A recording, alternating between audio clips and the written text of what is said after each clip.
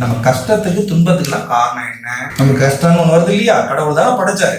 அப்புறம் எங்க இருந்து இந்த துன்பம் கஷ்டம்லாம் வருது? கர்ம வினைன்னு சொல்லி எத்தனை பிறவி எடுத்தோமோ தெரியாது, எத்தனை பிறவில நம்ம என்னென்ன வினை செய்தோம் தெரியாது. பிற உயிர்களுக்கு நம்ம கெடுதல் பண்ணதெல்லாம், அதுக்கு துன்பத்தை கொடுத்ததெல்லாம் அந்த துன்பம் நமக்கு துன்பமா வருது. பிற உயிருக்கு நம்ம நல்லது செஞ்சதெல்லாம் நமக்கு நல்லதா வருது. நம்ம சந்தோஷமா இருக்கணும். நமக்கு நல்லது கெட்டதுக்கு என்ன காரணம்? நாம செய்த நல்லதும் கெட்டதும் தான் பிற உயிர்கள். இப்ப நாம என்ன பண்ணிட்டு இருக்கிறோம்? நம்ம வினை பண்ணிட்டு வந்தோம், வினைப்படிதான் இந்த பிறவியை எடுத்திருக்கிறோம். ஏதோ புண்ணியம் பண்ணதுனால இந்த மனித பிறப்பு எடுத்திருக்கோம், நல்லது பண்ணதுனால இந்த மனித பிறப்பு எடுத்திருக்கோம். அந்த மனித பிறப்பு எடுத்ததோட நோக்கம் என்ன?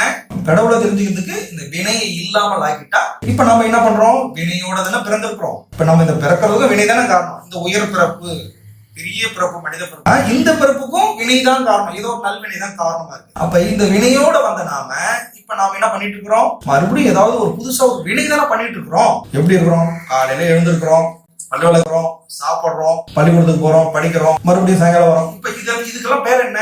வேலை செஞ்சுக்கிட்டே இருக்கிறோம் இல்லையா? நம்ம அந்த உடம்புக்காக நம்ம ரெகுலரா ஒரு வேலை செஞ்சுக்கிட்டு இருக்கோம் இல்லையா? அதுக்கு பேர் என்ன?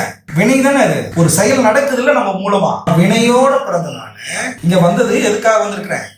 வினைதான் எல்லாத்துக்கும் காரணமா இருக்குதுன்னா, வினையை நீக்கிட்டா, வினையில இருந்து என்னை காப்பாத்திக்கிறதுக்கு வழி தெரிஞ்சா நம்ம சந்தோஷமா வாழலாமா? வினை இல்லைன்னா நமக்கு எந்த துன்பமும் கிடையாது.